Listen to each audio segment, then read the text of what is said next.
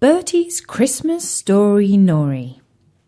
Hi everybody, my name is Natasha, and I've been commanded by His Royal Highness Prince Bertie the Frog to make a special Christmas announcement. You see, usually I'm here to tell you a story-nory, but today is different. Do you know why? Because it's Christmas. So, early today, when everyone was really busy opening presents and eating mince pies, I just dropped down to the pond to wish a Merry Christmas and Happy Holidays to Prince Bertie the Frog and all his friends. As you know, Prince Bertie used to be a handsome prince, but his wicked stepmother turned him into a frog to stop him from marrying the beautiful Princess Beatrice. He's a bit sad about that, so to cheer himself up, he listens to Storynories on his iPod. Now, this morning, it's a bit cold in this part of the world.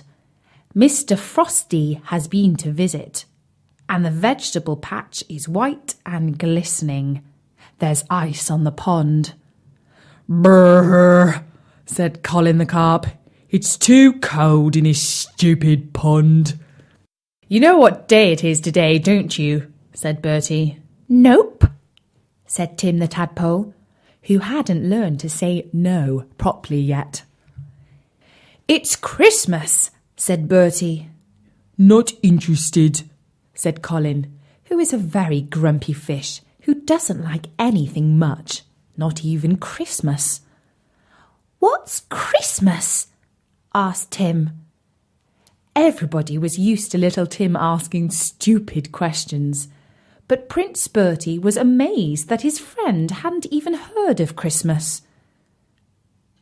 "You don't know about Christmas, young Tim," boomed Bertie. My, I'll show you. Let's go over to the palace." "But I can't walk," said Tim. "I haven't got any legs."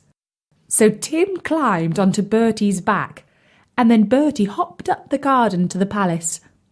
Tim was a bit frightened because he had never left the pond before. "Hold on there, little Tim," boomed Bertie as they leapt up onto the window ledge. They looked through the window.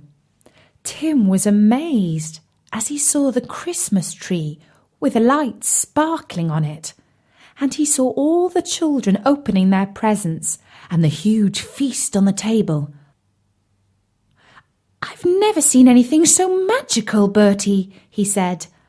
"How I wish we could have Christmas down on the pond." And Bertie felt a little tear in his froggy eye as he thought of all the lovely Christmases he had enjoyed when he was a prince, opening hundreds of presents and stuffing himself with chocolates and mince pies and cake until he felt quite sick. And he remembered how in the afternoon, when he had taken his nap, he would go out onto the balcony of the palace and make a special Christmas speech to all the crowds of people who came to see him. "May you all be happy this coming year," he would say, "and thank you all for the toys and lovely presents you sent me for Christmas." And then Princess Beatrice, who is as kind as she is beautiful, would go to the hospital and give some of Bertie's toys to the poorly children who were spending Christmas there. Prince Bertie had so many toys that he didn't really mind letting her give some away, although he probably would have minded if somebody not quite so lovely as Princess Beatrice had done it. And so Bertie sat on the window ledge remembering all the happy Christmases he had spent in the past. But then he remembered how he had been turned into a frog, and how the lovely Princess Beatrice could no longer marry him. He would never spend another Christmas with Princess Beatrice now.